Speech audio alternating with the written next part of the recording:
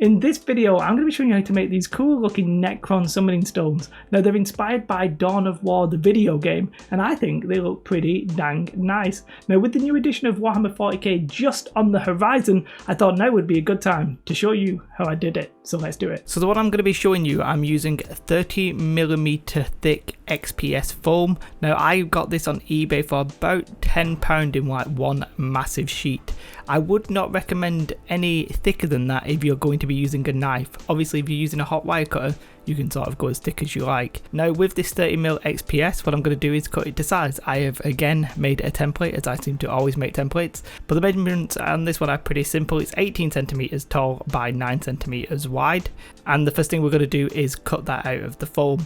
These cuts, by the way, took me quite a while and was hurting my hand because it's pretty thick and pretty long cuts. That's just what we're going to have to do if you're going to use a knife. When cutting foam, what you want to do ideally is take a ruler so you can make sure your line is going to be straight, and then you want to sort of put your blade at like a 45-degree angle and slice, and you want to do that multiple times. You're going to do it in multiple passes. You're not going to get it through in one cut. You're going to have to do it multiple times, especially like this thickness, 30mm. You'll have to do it probably like 5 to 10 times just to get through it, especially if you're doing a massive cut as well. This is probably the most arduous part. And then what I'm going to do is take the template that I've done, because I've got my design on it exactly the way that I want it, and you'll see that we're going to have these like inserts. So basically it's going to be big chunks of foam with a small chunk of foam sandwiched in between. And the way I'm going to do that is I'm going to cut out my template and use it as a stencil. Don't go all the way through the lines, because then you'll end up with a template that is multiple templates. So what I'm going to do is just take off the ends and then put the template onto the foam and then draw in where my lines are going to be, take off the template and then finish off the lines. The template itself, I think, looking like a cool chaos symbol or something. So drawing up the lines, then we come to cutting the hole in the foam. Now the way I'm going to be doing this is with a PVC pipe, which is about 22.5mm in width. I got it very cheap from Screwfix in the UK. You're looking at like a couple of pounds, so it's not very expensive. I'm using that because one, I already have it, and two, it's cheap. But you could use a drill, and I would probably recommend actually a 28mm pipe if that's what you can get. This pipe though is also really easy to cut, so you can cut it with like a, you know, if you've got like a big serrated kitchen knife, like a bread knife or something like that, you can cut the pipe with that. Or you can buy like a cheap razor saw. I think I got my like little razor saw off Amazon for about £5. But basically I'm cutting this pipe to like a manageable length, because when you buy it, it's massive. And you can, if you wanted, just use it with the flat edge. But what I'm going to do is actually sort of design this to cut this foam. And the way I'm going to do that is to cut like little triangles into the end of the pipe, little serrations if you want. And that'll just help it cut. And I can confirm that it will cut, even though the flat edge will cut, the one with the serrated edge will cut a lot better. So what I'm going to do is I line that up on my foam. Now I actually measured this because I knew the width of my pipe, because I measured it, and then I, you know, just drew around it so I could make sure I was getting it perfectly center. You could, if you wanted, just eyeball this. And then to cut the foam, it's actually just a case of twist and push down. Now it will make some probably awful squeaking noises, which obviously I will not repeat here, but you just want to push and rotate, and it'll start cutting the foam. And obviously just make sure you get your head above it so you can make sure you're going straight down through the foam. But yeah, eventually you'll end up coming out the other side, and then you can just push out the foam from the tube and you have your circle. It won't be perfect, it's not going to be the nice cleanest cut, but in this case I don't think it really matters. And if you want to, later on you can sort of sand the inside. So once we've cut our circle out and it's looking pretty fine, all we need to do then is cut out the lines. It's literally as simple as that. Everywhere where there's a line, we're going to cut it out. Now I strongly recommend that when you cut these pieces out, that you sort of rebuild your piece of terrain here to the side and keep it in the same orientation. There was actually times where I actually marked what was the front and what was the back, because even though your cuts might be like intentionally, we might be trying to make them symmetrical, you're gonna not make them perfectly flat. It's just inevitable. So you want to rebuild it to the side and keep it so that it looks the same, but the pieces are actually not connected together. Cutting through these lines is not as bad as cutting out of it the big massive shape, because the pieces are a lot smaller cuts, so you can generally just, what I will do is I will score through the line and then keep doing it a few times, and then I'll just take away the ruler because the angle is already sort of set by the first couple of cuts, and then it's much easier to just cut through. Once you've got all your things cut out and you've rebuilt it, if you will, what I'm going to do is mark 0.5 centimetre off the edges on the smaller pieces. So I'm going to call these the insert pieces. I'm going to take 0.5 centimetre and I'm going to measure it inwards. Now I do that on the diagonal piece, and I do that on the middle pieces and on the top piece, but I'm not going to do that on the middle bottom piece because we're not going to have any gaps in that basically.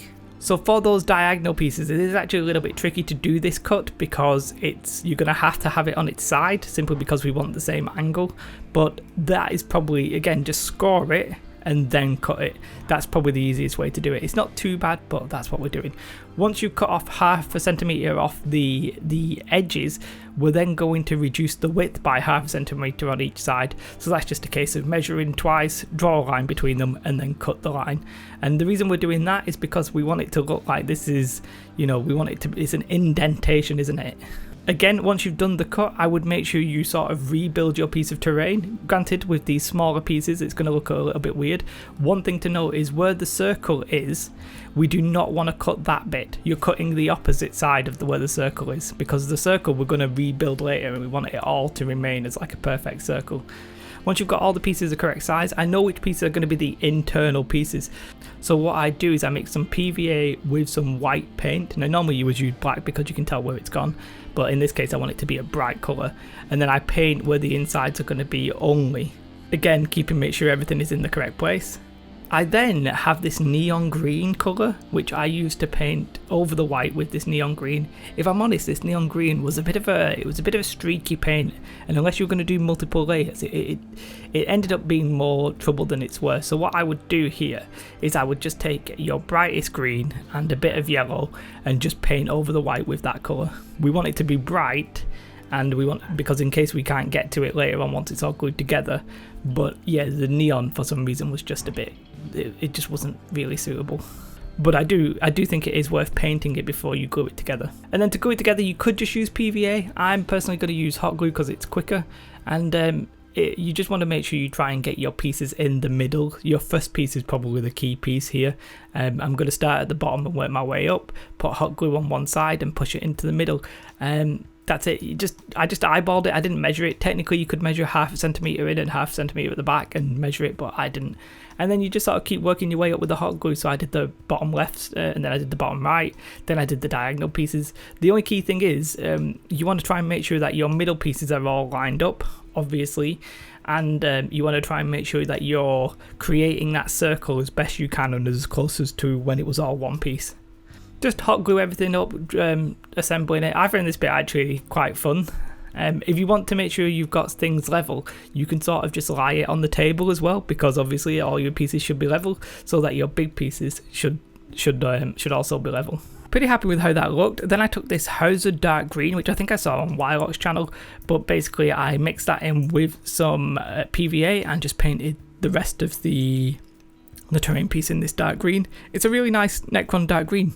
And you could sort of leave it like that if you wanted a really basic piece, but because I'd gone over the neon green with this dark green in places, I thought I'll go back over it with the neon green, and it just was looking streaky, so I eventually mixed together some light green and some yellow and just repainted the inside basically.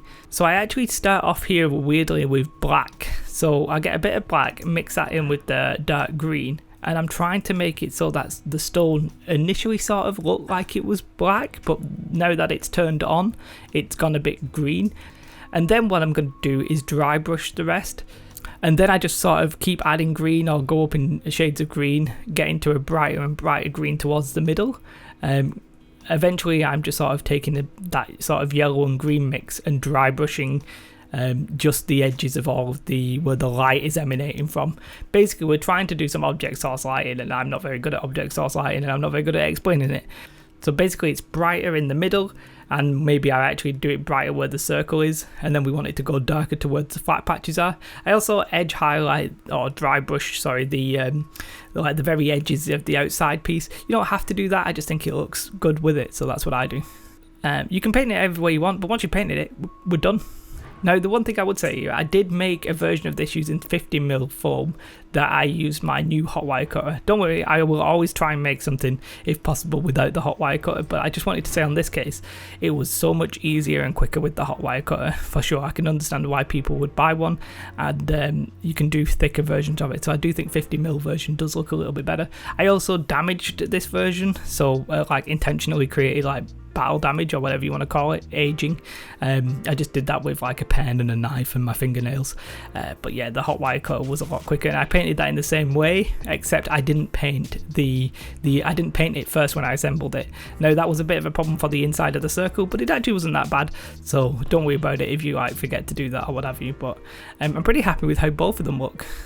Just before we get to the nice cinematic shots of the terrain, do consider supporting the channel in any way you can, whether or not it's just liking the video or subscribing to the content if it's something you enjoy. You can always join us on the Facebook group. There's a growing community there, rapidly growing, and I'd love to see anything you produce. Or there is always Patreon if you really want to push the boat out, but no pressure. Let's have a look at the shots. I started this on stream, the first cuts, and yeah, we had a good time there, and then I had to finish it off stream, but I'm really pleased with how it's turned out. I think the paint job is perhaps not its best part, and the one that I did some battle damage on, I probably overdid it in areas. I just sort of went a bit rampant, a bit wild in the aisles. Thank you, Dale. And yeah, but really I think it's come out looking pretty decent. It's not as black as I wanted. I wanted it to look like black stone, and it sort of just looks green, but that's because I'm not a great painter and I can't do a transition between like a dark black to a dark green to a light green. I'm just not good enough for that. But if you are, please do post in the Facebook group. I would love to see them. But yes, I'm very much aware that this actually uses foam, which most of my videos don't, but in this case it felt any other method to create this using non-foam might not look anywhere near as good for the time. And in reality, if you're in the UK, you can get this 30mm stuff for pretty cheap. I think it was £12 for a massive sheet. Now I think in the US you can get it for like 1 inch thick or maybe 1.5 inches. That is sort of what I'm talking about there. So yeah, really decent looking piece of terrain. Obviously Necrons for the new Warhammer 40k stuff, so that's one of the reasons we built it, but I'm pretty damn pleased with it. I think it looks pretty good, and they don't take too long to make. Well, that's it. That's the terrain done. I'm pretty happy with them. They didn't take very long. We started this on the stream on a Saturday, and I'd pretty much finished editing the video by Monday, so you can imagine that's not too long, and I didn't really spend that long making them. I would have preferred them if they came out like black stone, but that's just because I'm not a great painter. I don't like painting. I hate painting. I've actually screwed in some screws into the bottom just to add a bit of weight so that they're less likely to tip over. You could base them if you wanted to, you know, that's very much up to you. If you're going to base them, you could actually have the gap in the middle. As of the Dawn of War game, they seem to actually have the gap. In reality, if you had, it would just be 2 pieces if I left a gap, unless you put them on a base. But I'm pretty happy with the way that they looked. If you enjoyed it, do like, subscribe, all that kind of jazz. Have a most beautiful day. Goodbye.